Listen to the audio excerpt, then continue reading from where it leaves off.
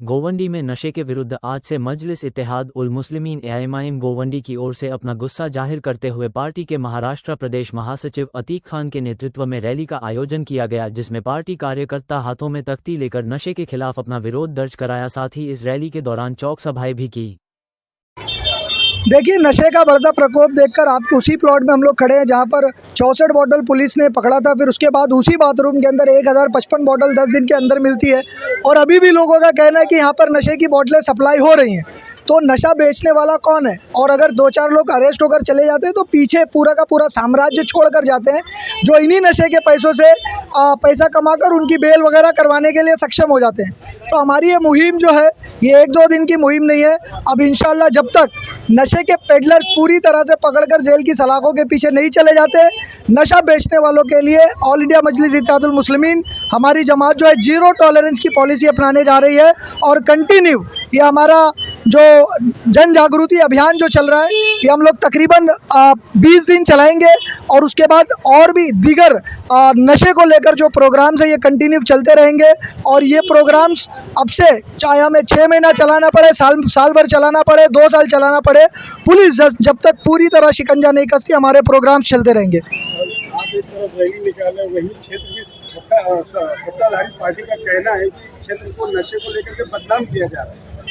देखिए, नशे को लेकर बदनाम किया जा रहा है, ये तो वो बात हो गई कि भाई अगर मेरी चाची की मूछें होते तो मैं उनको चाचा कहती, तो ये बेवकूफ़ी की बात है। और ये गोवंडी हमारी है, बच्चे हमारे हैं, मैं रहता हूँ गोवंडी में, हम सब गोवंडी में रहते हैं, हमारे बच्चे रहते हैं। कल को नशा हमारे घर तक पहुंच जाए, उसका इंतज़ार हम नहीं कर सकते। हम कोलाबा और फलाने दिमागे जगह से नहीं आते हैं। तो पॉलिटिक्स की बात नहीं है इसके अंदर, गोवंडी के अंदर नशा है। और अगर पॉलिटिकल पार्टी की अगर आपने बात किया तो समाजवादी पार्टी के लोग कहते हैं कि हम बदनाम कर रहे हैं, तो हमसे ज़्यादा बदनाम विधानसभा के अंदर जाकर बार बार नशे के ऊपर आवाज़ भी उठाते हैं। कौन? अबू हाशिम आज़मी साहब। लेकिन विधानसभा में हमारी शिकायत ये है कि आप विधानसभा में बोलकर चुप हो जाते हैं। आइए सड़क पर हमारे साथ, हम आपके साथ आते हैं, सड़क पर बैठते हैं, प्रेशर क्रिएट करते हैं पुलिस पर, प्रशासन पर, ताकि ये नशा बेचने वालों पर सख्त से सख्त कार्रवाई हो और ये यहाँ से पलायन करने पर मजबूर हो जाएं। ये पहले एमएलए का इलेक्शन था, जब नशे के खिलाफ भूखा हड़ताल पे बैठे थे। अभी बीएमसी का चुनाव आने वाला है, फिर मुद्दा लेके नशे का शुरू हो गया। देखिए, ये इंडिया है और इंडिया के अंदर साल भर कोई ना कोई इलेक्शन चलता रहता है। आप कोई भी काम कीजिएगा, पॉलिटिकल पार्टी जो कुछ नहीं कर रही है वो इसी तरह का इल्ज़ाम लगाते हैं। और इलेक्शन के पहले हमने नशे के खिलाफ भूख हड़ताल की थी 2 महीना पहले, और अभी भी कोई इलेक्शन का भरोसा है नहीं। इलेक्शन कल भी हो सकते हैं और फरवरी में भी हो सकते हैं और अप्रैल में भी हो सकते हैं। तो इस तरह का बोलना है कि इलेक्शन आने वाला है तो हम नशे पर काम नहीं करें, तो ये जो बेवकूफ़ाना और अहमकाना बातें कर रहे हैं, वो इंतज़ार करें कि इलेक्शन के बाद वो काम करेंगे, इलेक्शन के पहले भी काम करेंगे, इलेक्शन के बाद भी नशे पर काम करेंगे।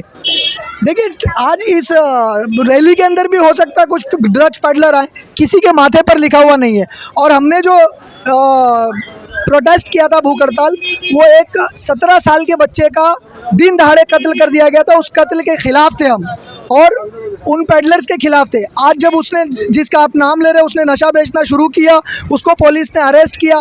हम कभी नहीं चाहेंगे कि वो छूटे।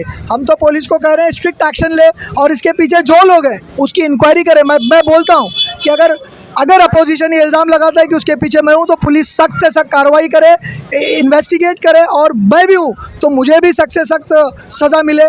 इसकी इन्वेस्टिगेशन होना चाहिए, चैन कटनी चाहिए नशा बेचने वालों की। जैसे जो उसी बाथरूम में 64 बॉटल पकड़ी गई थी, वहाँ पे 1055 आपने पकड़ी है, तो ये पुलिस को नहीं दिखा था क्या? नहीं, अब ये देखिए, पुलिस उसके ऊपर एफआईआर लेगी, पुलिस एफआईआर में क्या लिखती है पता नहीं, लेकिन हमने पकड़ा नहीं था, पकड़ में आ गया था। हमने रैंडमली वहाँ पर बाथरूम की गंदगी दिखाने के लिए गए थे और लाइव वीडियो के अंदर जो बॉक्सेस देखे गए, बॉक्सेस को खोला गया तो उसके अंदर कोरेक्स की 1055 बॉटलें मिली।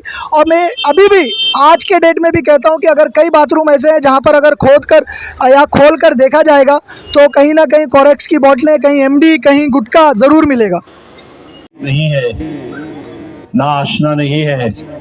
सबको पता है कि दुनिया क्या खेल खेल रही है। मैं नेशनल की, हिंदुस्तान की, बम्बई की और गोवंडी की बात नहीं करूंगा, बल्कि इंटरनेशनल लेवल पर अगर आप देखें तो नस्ल कशी का काम चल रहा है। और यही ये ड्रग्स के ज़रिए हमारे महलों में हमारे नौजवान बच्चों को बहका कर और उनको वर्गलाया जाता है।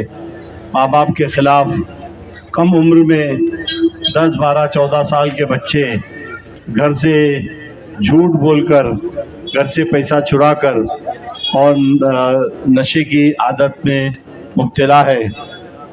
उनको फाइनेंस भी किया जाता है, उनको वर्गलाया भी जाता है, उनकी जहन साजी भी की जाती है कि उनको क्या करना है। लेकिन हमारा इस्लाम एक वसी मज़हब है, एक फितरी मज़हब है, एक नेचुरल मज़हब है। उसने कानून दिया है जिसका कोई दुनिया के पास जवाब नहीं, तोड़ नहीं। उसने ऐसा कानून दिया है कि तुम जहाँ रहते हो, तुम्हारे दाहिनी तरफ, बाईं तरफ, सामने और पीछे के 40-40 घर तुम्हारे पड़ोस है। तो मैं लंबी तकरीर नहीं करूँगा, आगे अतीक सर जहाँ जहाँ इनके रुफ़का इस मिशन में जहाँ जहाँ इस फ़कीर को याद करेंगे, मैं हाजिर रहता रहूँगा।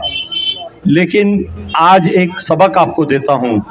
वो ये सबक है कि जिनको मुसलमानों से, अपने नौजवानों से, आने वाली नस्लों से मोहब्बत है कि इस्लाम का परचम बुलंद रहे, मुसलमान तरोताज़ा रहे, मुसलमान फ़तेह कामरानी से हमकनार रहे, फ़तेह का सहरा उसके सर पर रहे।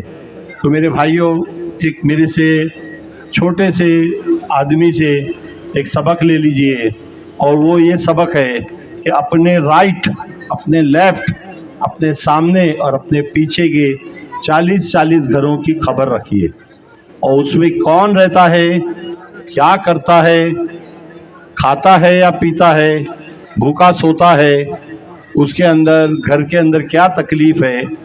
हर मर्द और औरत जो बाशऊर है, जिस पर नमाज फ़र्ज़ है, जिस पर रोज़ा फ़र्ज़ है, इस्लाम का अहकाम फ़र्ज़ है, उस पर ये तीन चीज़ें तो उस पर ज़ाती फ़र्ज़ है, लेकिन इज्तिमाई फ़र्ज़ ये है कि उसको 40-40 घर की खबर रखनी चाहिए। अगर ये जहन आप आज की इस रैली से लेकर निकले तो अपने आस-पास में जो है, जो हो रहा है, जो ड्रग्स का शिकार है, जो वर्गलाया जा रहा है, उसको मोहब्बत से करीब करो, उसके घर की खबर लो, उसकी ज़ाती ज़िंदगी में इंटरेस्ट लो, और उसके बाद जो आपको मदद चाहिए अतीक सर के पास आओ, इनके रुफ़का को बुलाओ और इनकी मदद लो। ये फ़कीर भी आप गोवंडी की सरज़मीन पर रोज़ाना शाम को मगरिब से रात को 12 बजे तक हाजिर रहता है। मेरे पास भी आओ, मैं इंशाअल्लाह अज़ीज़ जो भी अल्लाह ताला ने इस्तिताअत अता की है, हिम्मत अता की है, तो उससे इंशाअल्लाह अज़ीज़ हर मुमकिन मदद करने की कोशिश करूँगा। लेकिन ये सबक याद रखिए कि अपने अतराफ़ का जायज़ा लीजिए और अपने आप अतराफ़ को सुधारने की कोशिश कीजिए। इसलिए कि तामुरूना बिल मारूफ़ व तन्हौना अनिल मुनकर, भलाई का हुक्म देना, तो नमाज़ पढ़ना अच्छी बात है, नमाज के लिए बोलना अच्छी बात है, कुरान सीखो अच्छी बात है, नेकी की दावत देना अच्छी बात है, लेकिन ईमान की कसौटी नेकी की दावत के साथ साथ बुराई के रोकने पर है। इसलिए बुराई रोकने की हर मुमकिन कोशिश करनी चाहिए।